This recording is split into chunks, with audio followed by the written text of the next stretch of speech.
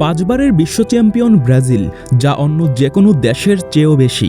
সর্বশেষ জয়টি আসে ২০০২ সালে, যখন জাপান ও দক্ষিণ কোরিয়ার মাটিতে সেই গ্রীষ্মে রোনালদো সেই কিংবদন্তি R9 মাঠে ঝড় তুলেছিল। তিনি ফাইনালে দুটি গোল করে ব্রাজিলের জয় নিশ্চিত করেন। রোনালদো ব্রাজিলের এমন একজন আইকন ছিলেন এবং তার বিশেষ স্টাইলের আধানারা চুলের স্টাইলটি লাখো মানুষের অনুপ্রাণিত করেছিল, এমনকি ছোট্ট নেইমারকেও। তবু সেই গৌরবময় গ্রীষ্মের অনেকটি বছর কেটে গেছে, জাতীয় দল এমন একজন স্ট্রাইকার খুঁজে পেতে ব্যর্থ হয়েছে।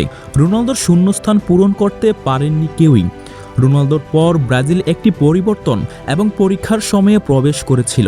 কোচ এবং নির্বাচনকারীরা এমন একজন খেলোয়াড় খুঁজতে চেষ্টা করেছিলেন যে তার প্রতিভা এবং সামর্থ্যের সমতুল্য হতে পারবে, কিন্তু রোনালদোর জাদু পুনরায় তৈরি করা প্রায় অসম্ভব। বছরের পর বছর ধরে লুইস ফাবিয়ানো, ফ্রেদ এবং পাতোর মতো খেলোয়াড়রা সেই ভূমিকায় নিতে চেষ্টা করেছিলেন।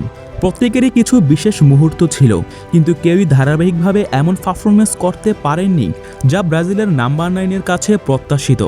একসময় আদ্রিয়ানোকে রোনালদোর প্রকৃত উত্তরসূরি মনে করা হয়েছিল। ২০০৪-৫ মৌসুমে তিনি ৪২টি গোল করেছিলেন এবং উজ্জ্বল ভবিষ্যতের লক্ষণ তুলে ধরেছিলেন। তার শট ছিল কামানের মতন শক্তিশালী, তবু তিনি মসৃণতার সাথে দৌড়ে বেড়াতে পারতেন। কিন্তু তার বাবার মৃত্যুর পর তিনি ফর্ম আর ফিটনেস হারান এবং আর ফিরে আসেননি।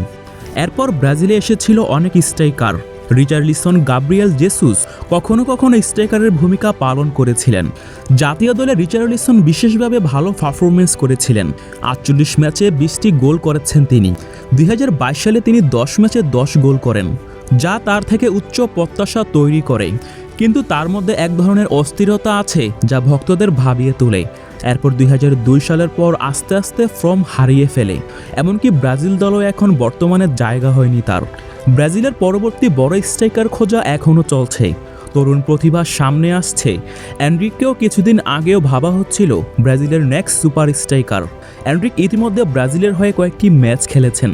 তার মধ্যে থাকা প্রতিভা ভক্তদের মনের আশার আলো দেখিয়েছিলেন তিনি। মাত্র ১৮ বছর বয়সে তিনি সম্ভাবনা দেখিয়েছিলেন, কিন্তু সেই এনরিকো যেন হঠাৎ হারিয়ে গেলেন। সাম্প্রতিক সময়ে ব্রাজিলের নাম্বার 9-এর দায়িত্ব পালন করছেন জোয়াও পেদ্রো। প্রতিভাবান এই স্ট্রাইকারকে ভাবা হচ্ছে ব্রাজিলের নেক্সট বিগ থিং। তবে আগের সব স্ট্রাইকারদের মতো সেও যদি হারিয়ে যায়, তাহলে ২০২৬ বিশ্বকাপের আগে সেটা হবে ব্রাজিলের জন্য বিগ লস। ব্রাজিলিয়ান ফুটবল সংস্কৃতি এখন আগের মতোই প্রাণবন্ত ও আবেগপূর্ণ। ফুটবলের প্রতি তাদের গভীর ভালোবাসা যেন অমলিন।